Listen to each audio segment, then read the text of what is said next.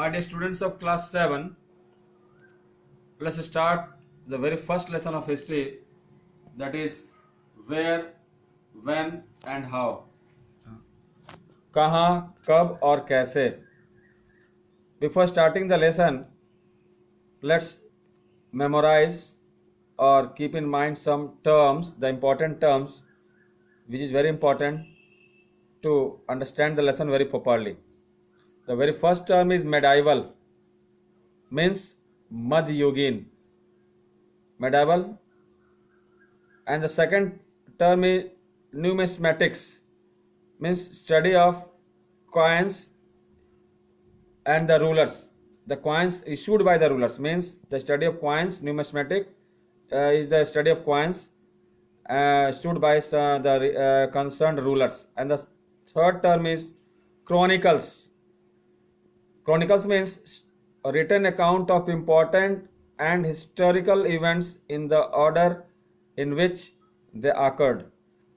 Means लिखित सामग्री हमको मिलती है जो इम्पोर्टेंट, बहुत ही महत्वपूर्ण और ऐतिहासिक जो घटनाएं होती हैं, है ना. जब जब ऐतिहासिक घटना घटी उसमें कुछ महत्वपूर्ण बातें जो लिखी गई उसी को क्रॉनिकल्स कहते हैं. जो घटना घटी उसके बारे में इम्पोर्टेंट बातें लिखे जाने को ही क्रॉनिकल्स कहते हैं. नाउ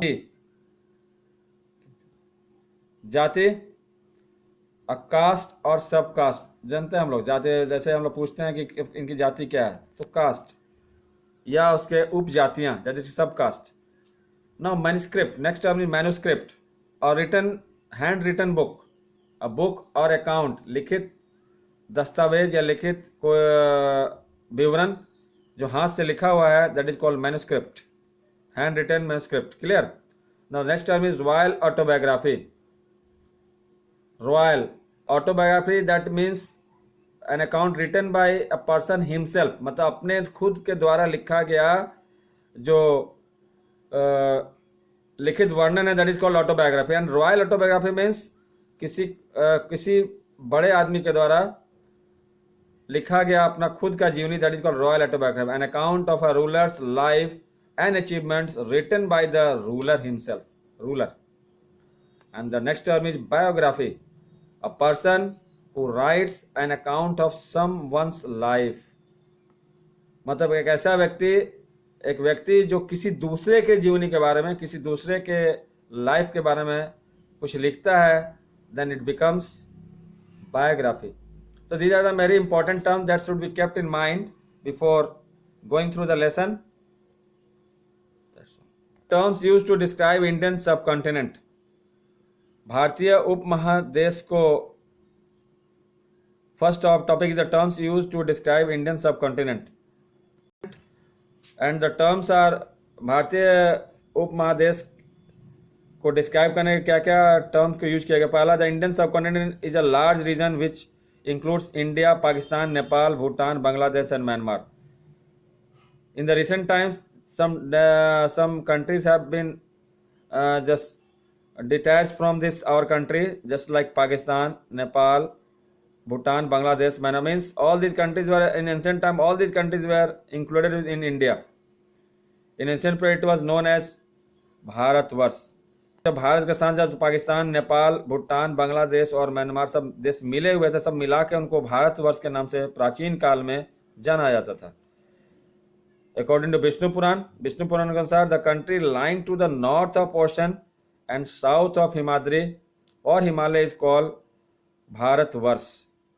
मतलब हमारे विष्णु पुराण के अनुसार वो देश का, जमीन का, भूभाग का वो हिस्सा जो सागर के, समुद्र के उत्तर में था और हिमाद्री और हिमालय के दक्षिण में था, उन पूरे उसी को पूरा भारतवर्ष के नाम से जाना जाता था. बिकॉज क्योंकि there lived the descendants of king Bharat, क्योंकि उस समय किंग राजा भरत के उत्तराधिकारी इसी क्षेत्र में रहते थे, इसीलिए इसको भारतवर्ष के नाम से जाना गया. India was also called Aryavarta. प्राचीन नाम भारत का आर्यावर्त भी है, उसको आर्यावर्त के नाम से भी भारत को जाना जाता है. But this name refer to north India only. लेकिन ये भारतवर्ष, आर्यावर्त केवल उत्तरी भारत तक ही सीमित रह गया, that is the areas lying between the Himalayas and the western Vindhyas. तो ये आर्यावर्त में उन क्षेत्रों को लिया गया जो कि हिमालय और पश्चिमी विंध्या पर्वत के बीच के क्षेत्र थे, उसी को आर्यावर्त के नाम से जाना गया। Refer to India as Indos, the Greeks refer to India as Indos. Greek लोगों ने इंडिया को इंडोस नाम से जाना। In the 13th century Minhaje Siraj is a chronicle में बताया था हिस्टोरिकल इवेंट का इंपॉर्टेंट अकाउंट है क्रॉनिकल। तो मिनहाजे सिराज एक क्रॉनिकल थे जिन्होंने क्रॉनिकल्स को लिखा, कुछ इंपॉर्टेंट घटनाओं को लिखा। Mention the conquest of Hindustan by Mohammad Ghori. उन्होंने अपने वर्णन में, घटना के वर्णन में उन्होंने लिखा है, क्योंकि क्रॉनिकल थे, उन्होंने घटना का वर्णन करते थे, उन्होंने लिखा है कि हिंदुस्तान पर मोहम्मद गौरी के विजय, आक्रमण और विजय की कहानी उस पर पूरी लिखी गई। उसने पूरे घटना को लिखा है। यूज द वर्ड हिंदुस्तान, उसने हिंदुस्तान शब्द का पहला बार उपयोग किया। किसने? मिनहाजे सिराज ने। जो क्रॉनिकल थे उन्होंने पहली बार हिंदुस्तान शब्द का यूज किया, जिसका मतलब था to mean only the areas of whole Punjab, Haryana, Delhi and parts of modern Uttar Pradesh and Bihar. तो हिंदुस्तान के अंदर जो क्षेत्र आते थे उसके मिनहाज सिराज के द्वारा जो वर्णन है, उसमें जो हिंदुस्तान के अंदर क्षेत्र आते थे उसे पंजाब, हरियाणा, दिल्ली, आज का आधुनिक उत्तर प्रदेश और Bihar. Now next further, Babur the first Mughal empire. Babur को पहला मुगल सम्राट माना जाता है, जिसने 1526 में आया, 1526 से 1530 तक शासन किया।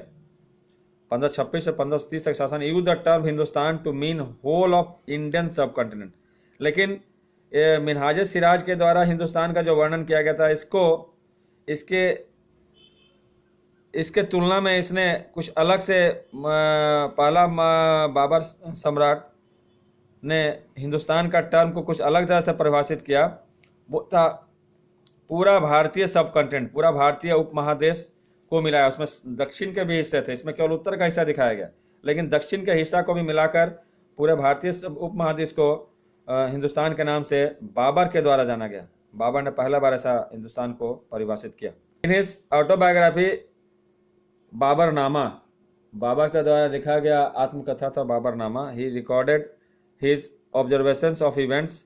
उसने पूरा उसमें घटनाओं को क्रमबद्ध किया, वहाँ के लोगों को क्रमबद्ध किया, वहाँ के वनस्पतियों को क्रमबद्ध किया, वहाँ के जीव जंतुओं को, वहाँ के जानवरों को क्रमबद्ध किया। Of the most of the Indian सब कॉन्टिनेंट, भारत के जितने भी जीव जंतु, वनस्पतियाँ, सबको उन्होंने उसमें वर्णन किया। Article 1 of the Indian constitution, भारतीय संविधान का जो धारा 1 जो है, named the territories of states and union territories as India.